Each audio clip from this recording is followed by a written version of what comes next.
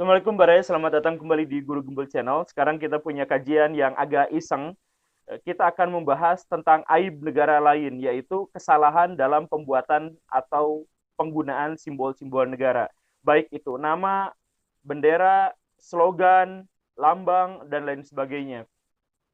Pada umumnya, negara-negara di seluruh dunia memang memelihara kesalahan-kesalahan. Kesalahan yang dimaksud adalah bahwa makna historis dengan makna yang mereka pakai hari ini itu sangat berlawanan atau berbeda. Tetapi ya nggak masalah, namanya juga historis itu kan tidak harus disamakan gitu ya, tidak harus ini. Kita bisa lihat misal lambang Islam bulan bintang itu sebenarnya lambang pagan. Lambang Kristen yang salib itu juga sebenarnya adalah lambang peringatan keras, hati-hati, ini lambang ancaman, lambang kekerasan sebenarnya di masa lalu gitu ya. Em, Banyak sekali lambang-lambang yang salah gitu. 666 dikatain sebagai lambang setan, padahal itu angka Tuhan. Iya banyak lah. Kita kita pernah satu kali mengkaji tentang simbol yang salah, yaitu simbol mata Dajjal gitu ya, yang mata di segitiga itu juga sebenarnya adalah simbol Tuhan. Disebutnya simbol setan gitu ya. Jadi ini ada episodenya khusus. Jadi kita dunia ini sekarang dipenuhi oleh simbol-simbol yang pemaknaannya salah. Video ini dibuat sebagai balasan balik karena banyak wacana yang mempermasalahkan slogan-slogan, simbol-simbol yang digunakan oleh pemerintah Indonesia saat ini, negara Indonesia saat ini. Kita bisa sebut satu-satu ya masalah-masalah tentang simbol-simbol negara di Indonesia. Misal dilihat dari bendera. Ketika bendera pertama kali diperkenalkan, merah putih, sang saka merah putih, itu ada satu negara yang komplain, Monaco. Dia minta, lur ini udah dipakai sama gua, lu ganti aja negaranya jadi yang lain gitu kan, saya duluan bikin merah putihnya. Tapi Soekarno pada waktu itu mempertahankan merah putih. Dia argumentasinya enggak, kita sebagai negara baru pertama menggunakan ini, tetapi secara historis penutur Austronesia itu menggunakan merah putih sebagai lambang langit dan bumi. Dia bilang kemudian Singosari Majapahit juga ratusan tahun yang lalu menggunakan merah putih gitu. Jadi ini bukan simbol nyontek, blur, sorry gitu kata Soekarno. Jadi kita tetap menggunakan bendera yang sama walaupun ukurannya berbeda. Kemudian yang dipermasalahkan dari Indonesia juga adalah lambang negaranya. Lambang negara Indonesia itu yang kita kenal sebagai Garuda Pancasila itu bukan Garuda, itu elang Jawa. Pembuatan awalnya yang diprakarsai oleh Yamin, kemudian diselesaikan oleh Sultan Hamid, itu memang Garuda. Garuda dalam artian hewan mitologi. Jadi kalau Baraya nonton Little Krishna dulu yang film anak kecil itu Garuda itu penampakannya begitu. Jadi mukanya elang, bersayap, tapi punya tangan dan kaki menyerupai manusia, badannya juga menyerupai manusia. Nah, Garuda itu adalah hewan mitologi Hindu. Garuda Wisnu Kencana yang dikendarai oleh Wisnu, bukan Garuda burung yang kita kenal sekarang. Kalau lihat Garuda Pancasila itu maksudnya adalah elang Jawa Pancasila, bukan Garuda yang jambulnya di belakang itu. Tetapi kita gunakan itu karena masyarakat Jawa memang menyebut elang Jawa itu menyerupai Garuda gitu. Jadi ya itu penjelasan sederhananya ya. Terus kalau Baraya lihat detail-detailnya itu juga sebenarnya banyak yang kita memaknainya secara salah paham gitu. Kayak rantai, rantai di burung Garuda itu kan sebenarnya kotak bulat, kotak bulat, kotak bulat terus-terusan berselingan seperti itu. Itu artinya adalah laki-laki perempuan berketurunan.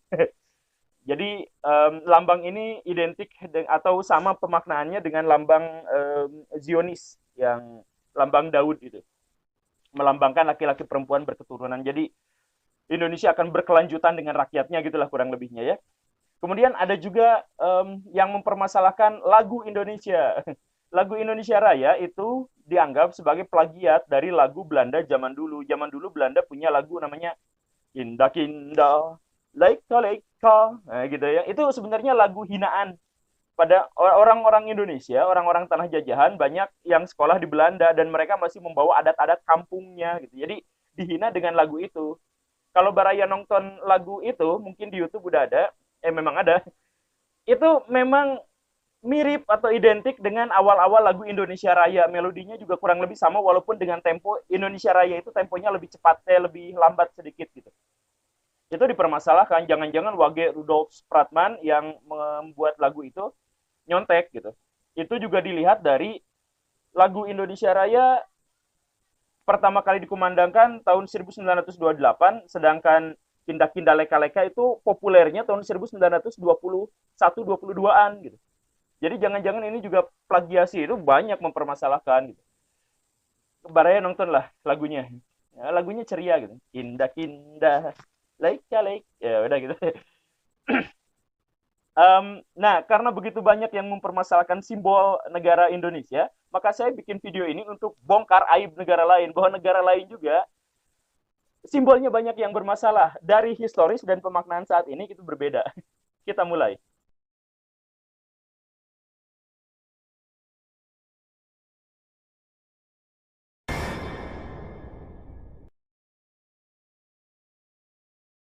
Video ini walaupun mengungkit aib negara lain bukan berarti menghina ya. Kita mulai dari Amerika Serikat. Amerika Serikat salah satu negara adidaya saat ini, dan kita lihat dia setidaknya punya dua masalah besar dalam simbol negara yang mereka gunakan saat ini, yaitu pertama, nama.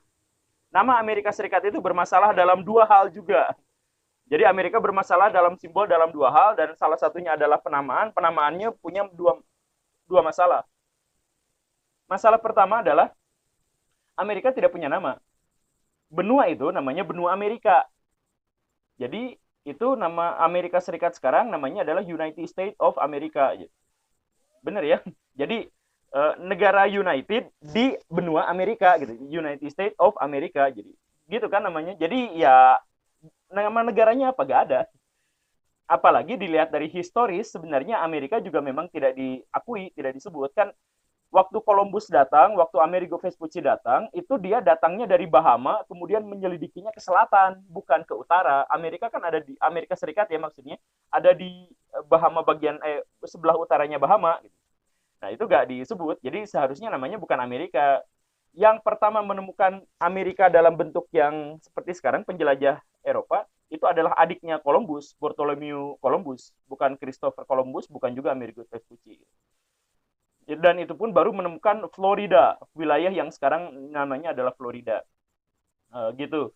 Kemudian yang lebih bermasalah lagi adalah bahwa nama Amerika Serikat itu sebenarnya sudah ada dalam pengadilan, dan namanya bukan Amerika tapi Colombia. Karena penemunya adalah Columbus, bukan Amerigo Vespucci. Amerigo Vespucci itu hanya juru tulisnya Columbus. Columbus datang dari Cadiz, dari pelabuhan Spanyol, datang ke Amerika, yang sekarang namanya Amerika, kemudian menjelajah. Nah, juru tulisnya adalah Amerigo Vespucci. Ketika balik, Columbus itu orangnya gimana ya? Gak terlalu dekat dengan media-media massa, bukan orang populer, sehingga yang mempopulerkan justru adalah Amerigo Vespucci, penulisnya. Amerigo juga balik lagi ke sana, kemudian memetakan lebih jauh lagi. Tetapi Amerigo itu ketemu sama seorang profesor Jerman, namanya Martin Waldseemüller. Nah, Pak Martin ini ngobrol sama Vespucci. Lu menemukan benua baru ya? Iya, ini catatannya bla bla bla bla bla bla bla. Nah, si Pak Martin ini akhirnya mengklaim bahwa benua itu namanya adalah Amerika, karena pada waktu itu memang belum dinamai. Diambil dari kata Amerigo Vespucci. Belakangan ketika Columbusnya meninggal, apanya meninggal, si Pak Martin ini mengklarifikasi kemana-mana, bilang bahwa, oi sorry, namanya bukan Amerika, namanya Colombia, karena ditemukan sama Columbus, bukan Amerigo Vespucci. Tetapi sudah kagedung menyebar, jadi namanya sekarang memang jadi nama Amerika. Jadi di situ aja udah salah tuh Amerika Serikat, harusnya namanya Colombia. Gitu. Kemudian kesalahan berikutnya dari Amerika Serikat itu adalah dilihat dari simbol negara berupa mata uang. Mata uang itu simbol negara bukan ya? Ya pokoknya mah itulah. Mata uang Amerika Serikat, Baraya pernah heran nggak? Namanya dolar harusnya D, tapi ini kok S. Kesalahannya adalah bahwa tidak ada satupun yang tahu makna S itu apa. Ada yang bilang S yang dimaksud adalah Salomo atau Solomon, ada yang maksudnya itu adalah diambil dari kebudayaan Yunani kuno dan sebagainya, tapi itu semuanya ada teori. Saya setidaknya menemukan 5 teori terkait dengan kenapa lambangnya S gitu, bukan D gitu. Teori yang paling kuat menyatakan bahwa itu diambil dari mata uang Spanyol. Mata uang Spanyol itu kan peso, disingkatnya PS. Dulu karena bikin uang itu lambangnya masih manual gitu, jadi PS itu sering ketukar jadi S dengan garis di sininya aja, huruf lengkung gitu, P-nya nggak kelihatan, nggak ke bawah gitu. Akhirnya jadi PS Spanyol dan PS dolar Amerika Serikat gitu. Banyak yang berteori itu, tetapi itu semuanya masih teori gitu. Jadi kesalahan tentang simbol Amerika Serikat dalam mata uang itu adalah namanya. Tidak ada satupun yang tahu sampai sekarang ya, tidak ada satupun yang tahu US itu artinya apa, US dollar kok lambangnya S gitu. Begitu. Kalau yang segitiga di uang itu udah dijelasin ya di episode yang kemarin itu. Kemudian ada lagi nama negara yang salah, fatal malah salahnya. Singapura.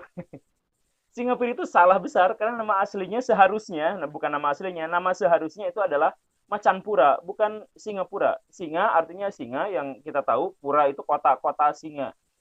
Sebenarnya ini diambil dari sebuah kitab kuno namanya Suralatus Salatin. Dalam Suralatus Salatin itu ada seorang tokoh utama yang namanya Sang Nila Utama. Dia waktu berburu sampai ke Pulau Tumasik yang sekarang namanya Singapura. Itu Tumasik itu kan dinamai Tumasik kota kota laut ya oleh saudagar-saudagar Sriwijaya. Datang ke Tumasik, kemudian dia melihat pas lagi berburu ya, si Nila ini, pas lagi berburu, dia melihat ada hewan aneh, sangat bagus, sangat tampan, lincah, cekatan, ciri-ciri fisiknya, warna umumnya merah, kepalanya hitam, bagian bawah tubuhnya putih. Dia sangat tampan dan meliuk-liuk dengan kecepatan yang sangat tinggi di kedalaman hutan. Nah, ini kemudian si kitab ini disodorkan sama Raffles gitu, sama para penjajah Inggris pada waktu itu. Ini apa ya, kira-kira mereka mengidentifikasinya singa, maka dikasih nama Singapura. Padahal yang dilihat jelas itu adalah harimau, atau kalaupun bukan harimau, jelas bukan singa. Karena singa tidak pernah ada di sana, dan ciri-ciri fisik yang disebutkan dalam Suralatus Salatin kitab itu tidak menunjukkan sama sekali soal singa. Badannya merah, orange mungkin maksudnya ya. Bagian bawahnya putih ya, kemudian kepalanya hitam dan bergerak di kedalaman hutan. Nah, makanya Singapura semestinya adalah Macanpura karena ya begitulah. Jadi salah nama gitu ya. Kemudian ada juga yang salah nama, salah namanya Filipina. Filipina itu bukan salah nama bagaimana, tapi salah nama menyedihkan, ironi gitu. Karena Filipina diambil dari nama penjajahnya, Raja Felipe kedua. Jadi tahun 1500 sekianan, Filipina kan pertama kalinya dijajah sama Filipina. Rajanya pada waktu itu adalah Filipina. Jadi itu adalah nama penjajah mereka. Baraya ini sedikit tambahan, negara-negara yang dijajah sama Spanyol dan Portugis itu adalah negara-negara yang kasihan. Karena negara itu tidak lagi memiliki identitas masa lalunya. Sejarah mereka terpotong. Kalau Baraya main ke Brazil misalkan, di sana tidak dikenal bahasa Brazil, hanya dikenal bahasa Portugis. Baraya main ke Filipina yang dekat ini, Asia, mukanya juga Asia, tapi namanya Eropa banget gitu, namanya Portugis Spanyol gitu, Marcos gitu, atau siapa. Karena kalau satu negara dijajah sama Portugis, itu semuanya harus disamakan dengan nama penjajahnya gitu. Namanya disamakan, agamanya disamakan, budayanya disamakan, semuanya disama-samain gitu. Jadi kasihan gitu. Sampai sekarang Filipina juga tidak memiliki sejarah. Jadi kalau Indonesia nih misalkan ya, sejarah Indonesia itu dimulai dari masa praksara, dimulai dari Kutai, dari apa dan sebagainya. Tapi kalau main ke Filipina, sejarahnya itu dimulai dari kedatangan Spanyol. Jadi sebelum itu hilang aja gitu. Jadi negara-negara yang dijajah sama Spanyol dan Portugis itu memang agak kasihan gitu. Untung Indonesia dijajahnya bukan sama ini. Tapi lihat aja Timor Leste gitu, ciri-ciri fisiknya tidak sama, tapi nama-nama dan sebagainya itu banyak yang nama Portugis. Bahkan sekarang pun bahasa Portugis digalakan lagi gitu. Jadi ya kasihan lah. Nah, tapi balik lagi Filipina itu kan ya kasihan ya namanya. Nama penjajah gitu. Harusnya saran ke masyarakat Filipina bikin nama sendiri gitu. Maaf ya, bukan bukan menghina. Ini mah wacana-wacana aja seru-seruan. Kemudian ada Cina. Cina sekarang kan namanya Tiongkok atau Tionghoa atau Zonghua gitu ya. Itu juga namanya salah. Tionghoa itu tidak pernah dikenal dalam tradisi Cina.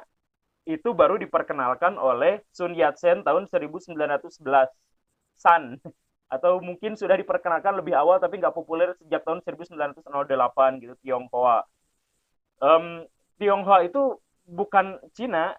Masyarakat Cina kuno dulu menyebut Tionghoa itu India. Karena Tionghoa itu maksudnya adalah negeri tengah, negeri pusat. Ini pernah dibahas di episode yang ke sini.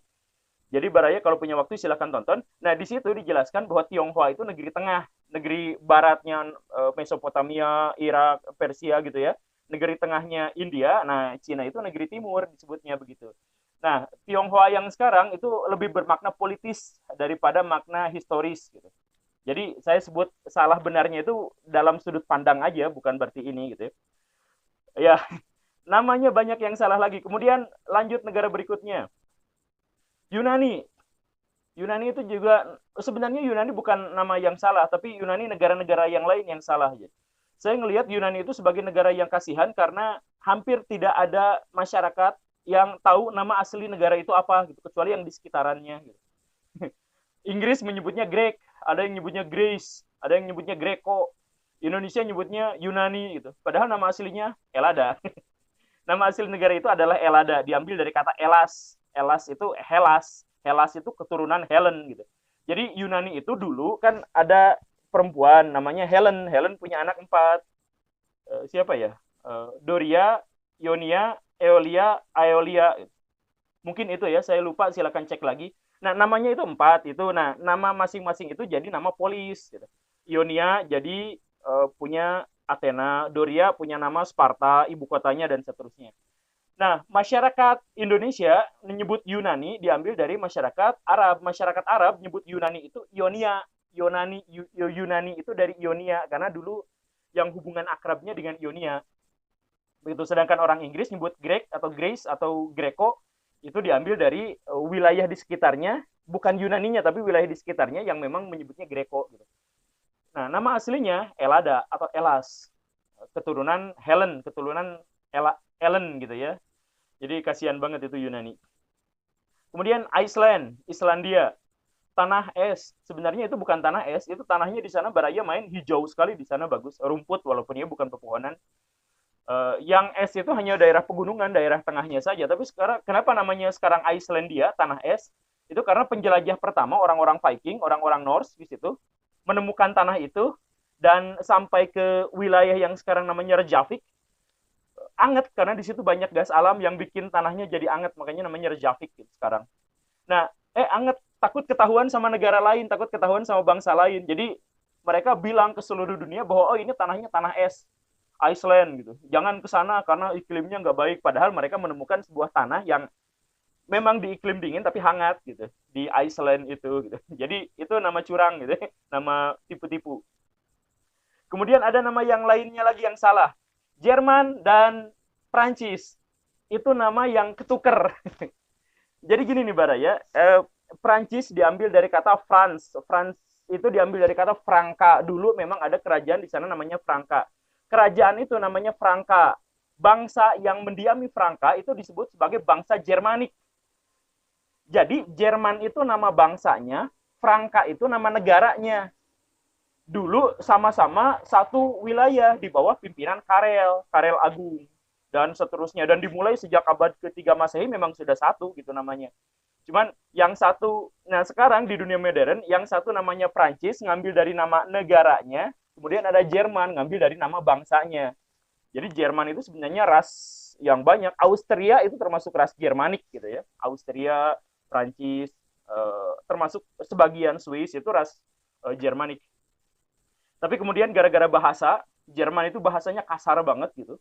Beletak-beletuk dan susah dieja, sedangkan Prancis bahasanya halus gitu. Le chat, yang gitu lah ya. Bonjour, yang gitu ya. Jadi misah, tapi pada prinsipnya itu adalah nama yang ketuker. Ketuker dalam artian Jerman itu ngambil dari bangsanya, tapi dulu nama Jerman itu Franka. Dan Prancis diambil dari kata Franka, itu juga nama bangsanya adalah Jerman. Ketuker ya, bingung. Ya, itu terkait dengan nama. Kemudian saya juga iseng-iseng lihat lihat simbol-simbol yang salah. Ternyata simbol India itu salah. Maaf ya orang India, bukan salah dalam artian apa, sekali lagi ini adalah sudut pandang politis dengan sudut pandang historis itu kan lain. India kita lihat singanya di situ ada berapa? Ada 3, padahal singanya ada 4, yang satu nggak kelihatan. Singa itu singa Asia, melambangkan kekuatan, keberanian, harga diri, dan keyakinan. Nah, masalahnya yang saya permasalahkan itu adalah, saya cari-cari masalah aja ya. Singa itu adalah singa Asia. Jadi singanya kecil. Singa Afrika pun bahkan lebih kecil daripada singa India. Nah, ini singa India jauh lebih kecil lagi gitu. Jadi kenapa kalau keberanian dilambangkan dengan singa ini kok singa Asia, kenapa nggak singa Afrika gitu? Ternyata ini diambil dari simbol Buddha. Ini diambil dari simbol Asoka, kemaharajaan di kerajaan Asoka dulu. Asoka sendiri Buddha dan pernah kontak dengan kebudayaan Yunani. Makanya Asoka mengambil lambang dari Yunani. Yunani yang di perjalanan gitu. Jadi itu mungkin lambang di Iran di mana gitu ya, sepanjang jalan bikin simbol, simbol itu kemudian dipakai sama Asoka singa. Nah, yang lebih uniknya lagi kan India sekarang itu sangat mensucikan sapi. Sangat mensucikan. Kita pernah bahas di sini sangat mensucikan sapi. Nah, uniknya sapi itu hanya disimpan di bawah sebagai pijakannya dari para singa yang 4 itu. Jadi di situ ada singa, ada singa, ada gajah, ada kuda dan ada sapi, tapi hanya disimpan di bundarannya untuk pijakannya singa gitu. Jadi ini memang makna historis, tetapi kalau dilihat dari aktual India yang sekarang itu mungkin tidak mencerminkan India yang sesungguhnya gitu ya. Karena India yang sesungguhnya mestinya lambangnya harimau bukan singa. Itu sebenarnya diambil dari kebudayaan Arya di luar India. Dan singanya 4 bukan 3. Itu kenapa cuma ada 3 nggak kelihatan mungkin yang satu. Kemudian ada simbol yang salah, bukan salah ya, simbol yang unik juga menurut saya itu Timor Leste. Itu di situ ada senjata AK-47. Kenapa harus AK-47 gitu? Itu kan buatan Rusia. Masa buatan Rusia senjata modernnya digunakan untuk lambang negara sih menurut saya agak ya ini mah perspektif saya gitu ya. Agak aneh aja gitu. AK-47 juga uniknya ada dalam bendera Mozambik. Lucu ya. Kemudian kita lihat slogan yang salah dari negara-negara. Bukan salah, tapi unik. Kita lihat satu-satu ya. Menurut saya, ini mah perspektif saya. Slogan yang salah, Austria. Austria punya slogan yang salah, saking salahnya mereka malu sendiri, jadi dihapus. Jadi sekarang Austria tidak punya slogan. Kalau punya slogan, slogannya unik, karena slogannya itu adalah AEIOU. AEIOU. Nah, slogannya itu adalah Austria es Impere Orbi Univers. Artinya, Austria ditakdirkan untuk menguasai dunia. Austria ditakdirkan untuk menjajah dunia. Ya, malu karena Austria tidak pernah menjajah dunia, Inggris yang menjajah dunia, tapi ini ditakdirkan menjajah dunia. Kedua, ini ambisius sekali, ini seperti fasis Jepang gitu ya, seperti slogan Jepang di era Hako Ichiyo, doktrin Tanaka gitu ya, menguasai dunia. Jadi mungkin karena lebay, karena hiperbola dan ya karena menjajah negara gitu ya, ternyata negaranya juga kecil. Jadi akhirnya malu sendiri, jadi dihapus. Slogan itu akhirnya dihapus, kasihan ya. Kemudian Inggris juga nama slogannya bermasalah menurut saya ya. Redmond Right itu slogan Inggris. Salahnya adalah karena itu berbahasa Prancis. Ya gitu ya, berbahasa Prancis. Inggris jadi bahasa internasional, slogannya berbahasa Prancis. Botswana juga aneh karena Botswana slogannya hujan. Ya udah hujan dong. Mungkin karena sebagian besar wilayahnya gurun, kering, kerontang, jadi warganya sangat mendambakan hujan gitu. Jadi slogannya apa? Hujan. Jadi itu lebih merupakan sebuah pengharapan daripada sebuah slogan. Kemudian Chile. Chile tidak salah, tapi yang sekarang slogannya itu adalah oleh nalar dan kekuatan. Tapi slogan sebelumnya dari gelap terbitlah terang. Ya, ingat slogan itu ya, itu seperti slogannya Kartini. Sebenarnya Kartini ngambilnya dari surat An-Nur. Kemudian jadi nama buku yang mungkin bukunya juga itu nggak tahu di judulnya mungkin apakah oleh Kartini, apakah oleh Abendanon gitu. Tapi itu uniknya dipakai juga sama Cili dari gelap terbitlah terang gitu. Nggak tahu nyontek, nggak tahu, nggak kayaknya sih nggak ya, kebetulan aja sama gitu. Tapi sekarang udah diganti. Kemudian Irlandia. Irlandia punya slogan yang tidak bermasalah tapi baper. Cocok buat jadi nama lagu Indonesia gitu. Irlandia slogannya seperti aku yang sebelumnya. Cie. Jadi Irlandia seperti aku yang sebelumnya. Oh. Nepal juga punya slogan yang unik. Ibu dan negara lebih besar daripada sorga. Wow. Ibu dan negara lebih besar daripada sorga. Ya, ini pasti makna konotatif dan makna untuk membesarkan ibu dan membesarkan negara gitu ya. Sebenarnya pasti seperti itu. Tapi kalau dilihat dari kenyataannya, Nepal wilayahnya hanya 1% dari wilayah daratan di dunia, kecil sekali. Jadi surga bayangin lebih kecil lagi.